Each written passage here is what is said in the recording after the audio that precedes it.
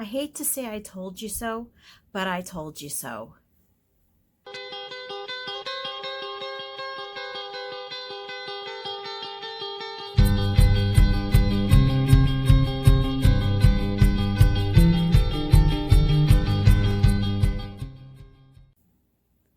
Hi everyone, I'm Shelly from There's No Place Like Home at redheadmom8.wordpress.com. You know, I have been dying to make this video all day long, and here's why. Some of you likely know and saw the video that I posted earlier this week. I think it was called "They Want Your Children and They're Not Hiding It."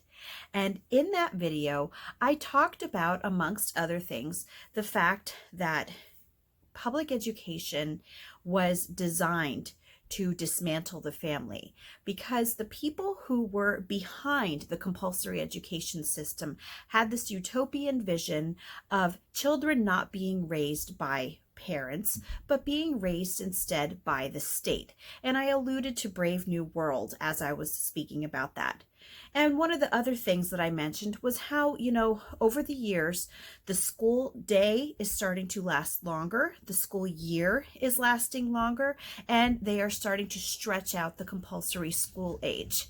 And, one of the stories that just broke in the past couple of days couldn't have come at a better time, because so often people like me who try to wake people up to the truth about how things really are in this world, we are very often considered to be conspiracy theorists. And the funny thing is, when you have something that happens immediately after you make one of these claims that people would say is a conspiracy theory, and then not 2 or 3 days later, a politician kind of hands you a present and pretty much proves your point. And that's what I want to talk to you about today. On top of that, I just want to add that another thing that I was talking about in that video was how one of the people behind Common Core was actually on video saying that he would, in his dreams, there would be public boarding schools for those people, for those kids who have, less than perfect homes. And in that video, I brought up the fact that, it's not the school's place to be raising children. And the scary part is, who gets to decide? Who decides what children end up in these public boarding schools if they're designed for kids who don't have great home lives? Who makes the final decision? And then again, as I was doing some more research, I found another article, several articles as a matter of fact, that completely vindicated my claim in that as well. And that's what I want to share with you today, is the fact that just because the things that I talk about make you uncomfortable, or just because they aren't things that most people talk about or things that you have been taught in school, doesn't mean that they are not true. And I'm going to show you that today. This is the thumbnail of the video that I was referring to, in which I was talking about things like the government doing everything that it can to get its hands on the kids. They don't want parents to raise the children. They ultimately want all children to become wards of the state. And you can hem and haw about this as much as you want, but if you have not actually done the research into the people behind the public education system, you really don't have room to say anything. Very often people don't know that people think that someone like Andrew Carnegie was this great philanthropist and he did all of these great things. But what they also don't know is that he was one of the masterminds behind the whole indoctrination era compulsory schooling. And he was one of the biggest proponents of cradle to grave schooling, which is what you see being put on our children. And this is happening more and more. You have more and more people who are pushing for these longer school days, longer school years. They want children in school for longer amounts of time. I mentioned in this video that it was only about 2 years when compulsory schooling first started, 2 years and about 12 weeks out of the year. And now we're up to 36 weeks a year.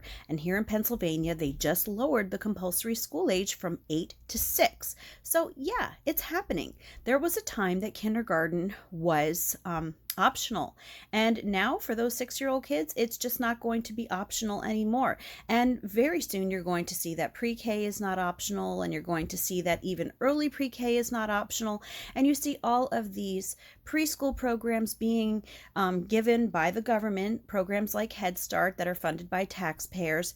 And they do all of these things as if they are philanthropists, and they're doing this for the good of the children, for education. That's not what it is. Children who are in the clutches of the school longer are easier to indoctrinate, and they are spending less time with those who might be able to counter that indoctrination. So let's get to one of the articles that I'm referring to today. Here we go.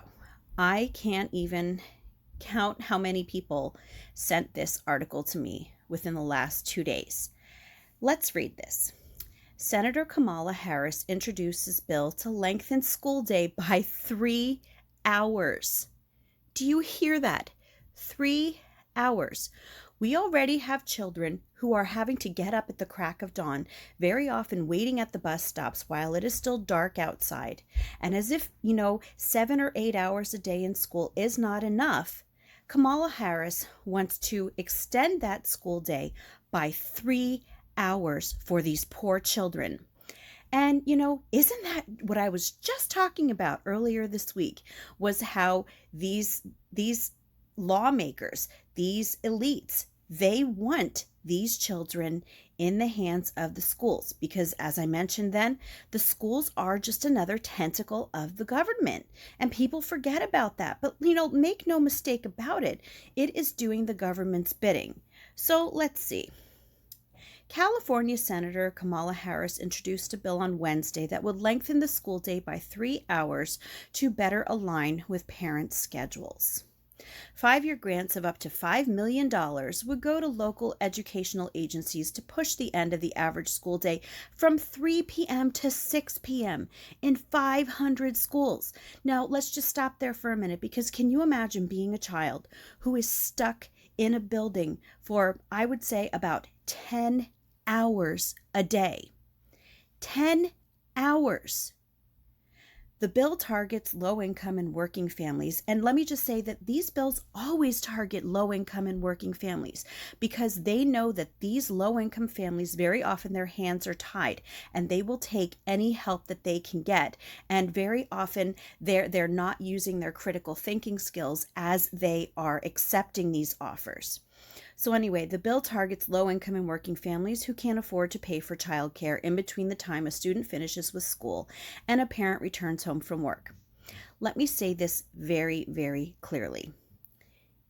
It is not the government's job to provide childcare for families. Now, I will even say it isn't the government's job to provide education for families. Yet it has taken that upon itself, and now people like Kamala Harris want to also take childcare and put that into the hands of the government as well. No, children belong with their families. And I know that there are going to be people who say things like, well, there are people who don't have anyone to watch their kids. But do you not understand that the reason that we have so many issues with families nowadays is because of the dismantling of the family by public education? It just is this circle that goes around and around and around. So whereas, before, family members used to step in to help out, to help those parents who needed to work and didn't have someone to watch their kids for a couple of hours. And I know a lot of families who still do that. They will help their other family members out. But the schools want, well, I shouldn't say the schools, Kamala Harris, but I know she has people backing her. They want to take the responsibility away from the family, and they're making it look like they're just doing this for the good of the people. And they want these children in school longer, being raised and cared for by strangers who are not related to them. And, this isn't helping. And I know that those who want to take advantage of this are thinking of this. They're thinking of their family members. They're thinking, well, if my mother does not have to watch my kids for me for 2 hours, she would probably enjoy that break. And then they will put their kids in school because they are trying to do something nice for the people who have been caring for their kids. But the fact is that the family is what is foundational to the society. And the reason that our society is in the downward spiral that it is in today is because children aren't raised by their families. They are raised by strangers who very often do not have the same morals as their family and who are teaching children morals who are in fact counter to those of their parents. So let's just see here. 5-year grants of up to $5 million would go to school districts serving a high number of low-income families to push the end of the average school day from 3 p.m. to 6 p.m. in 500 schools. School days typically start at 8 a.m. Teachers and faculty, the bill says, would not have to work additional hours unless they sign up for an extra shift, for which they would be compensated at the rate that they get during normal school hours. And my question there is, well, what would they do if no teachers would sign up to work an extra shift? But that's not even the whole point of this. My point is, what kind of life is this for these children? No, these people are not looking out for the kids. They are looking out for a populace that is easier to control. And what better way to do that than to have children in their care for as long as they possibly can? Now, I'm not going to read through this entire article with you today. I'm sure that many of you have already read it, but I wanted to just bring this out to you to show you that I just talked about this the beginning of the week, and not 3 days later, approximately 3 days later, boom, there it is right in the news. They want kids for even longer. Now, let's move on to what I talked about also, and the fact of public boarding schools. Because I mentioned how there was somebody who was behind Common Core who was expressing his the desire to have public boarding schools for those kids who needed it. And I decided that, in preparation for this video, I was going to look up, who actually said that. Because when I saw it, it was actually in the documentary Escaping Common Core, which I completely recommend to anyone to watch. They are the same people who made Indoctrination. This one is called Escaping Common Core. And yes, it does show the video clip of the man talking about the public boarding schools. But when I actually went online to look it up, of course, I could not find that clip, and I could not find the man who said it, which is really no surprise to me. But in my search for that, guess what I did find?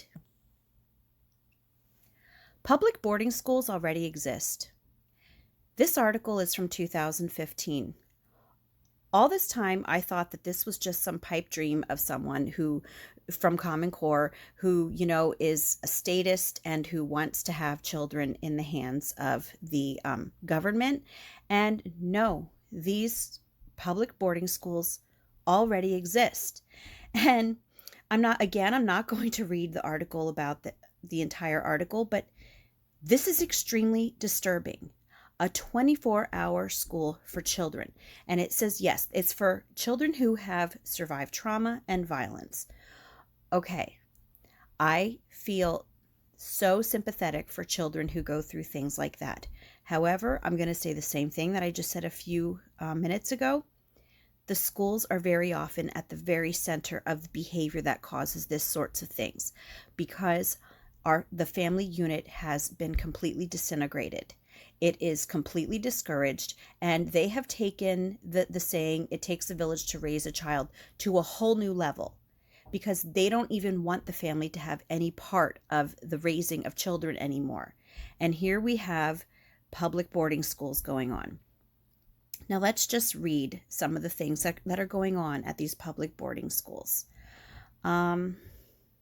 Furniture went flying, fights broke out, police were called, and ambulances were summoned to take kids to psychiatric hospitals. One child who had been accustomed to roaming the streets alone at night brought a fake gun to school for protection, and some staffers started to wonder if they would find a way to make it work. And up here it also says, they fed off each other, Bloomfield recalled. There were a couple of kids who were really in crisis, and when you have a child in crisis, and by that I mean really totally unregulated, melting down, behaving very dangerously, it's a trigger for many other kids, and their anxiety level goes up and their behavior goes up. And yet our government thinks that this is a good idea. And they really truly do think this is a good idea. not because they have the children's best interests at heart, but because these children are going to be easier to influence and to control. And, that's even a completely different video when you talk about them taking discipline out of schools and why they did that to begin with. But order out of chaos. I say this all the time. Order out of chaos is exactly what they're trying to do. And I've mentioned before about the Hegelian dialectic and how school is all part of the Hegelian dialectic. And unbeknownst to me, yes, Hegel, there were a lot of people behind the school system who were heavily influenced by Hegel, the one who came up with the whole problem reaction solution ideal. So yeah, but anyway, so we just read about all of these insane things that happen at these schools, but it says, but Monument's founders had designed a secondary school that will eventually educate 5th through 12th graders using every tool they could find that's been proven to work for kids who've experienced trauma. So even though the other school is pretty chaotic and violent, they're going to make another school. And and look here, they scheduled yoga and meditation classes in the daily curriculum. You have to have that in there.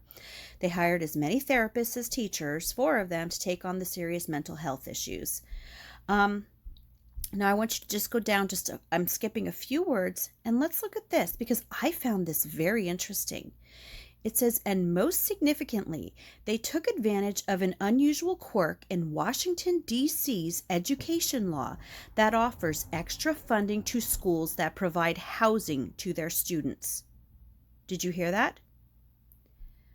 Washington, D.C.'s education law that offers extra funding to schools that provide housing to their students. So our very own Capitol has written into its law that schools who provide funding for their students, that schools who provide housing for their students will receive extra funding. You can't make this stuff up. So there goes that whole idea of people who are saying that people like me are conspiracy theorists when we say that, they want public boarding schools and that they want to eventually have children being raised in institutions like schools, just like in Brave New World, families out of the way, out of the picture, and you've got kids being raised up in these institutional settings like school, and we have our very own Capitol providing funding to schools who will do this sort of thing. Wake up, parents. Wake up. These things will only keep happening as long as you let them. You cannot let these people rip apart our families like this, because as long as this continues to happen, as long as this insanity is allowed to go on, this spiral downward is just going to happen so much faster. Is there anything in the end that we will ever be able to do to actually completely fight this off completely? I don't know. I don't have the answers to that. But what I will say is that now is not the time for us to lie down and stop fighting just because we think that it's hopeless. Do something about it. That's all that I have for you today. If you like this video, give it a thumbs up. If you haven't subscribed yet and would like to hear more of what I have to say, I would love if you would do that. If you have any questions or comments, you can leave one over on Instagram because YouTube always disables my comments. And if you like my work and would like to check out my Patreon page, I will leave a link in the description box for that as well. And today I want to give a shout out to my Patreon patron, Elisa. Thank you so much for signing up to support me. I am so thankful to you. I just, you guys don't understand the deepest gratitude that I have for you. And, it really gives me the confidence that I need to keep going, to know that there are people who are being affected by what I say. And I really want to say that to all of you, to my Patreon patrons, but just to those of you who subscribe, those of you who visit my channel, thank you so, so much. And I hope you all have a great day.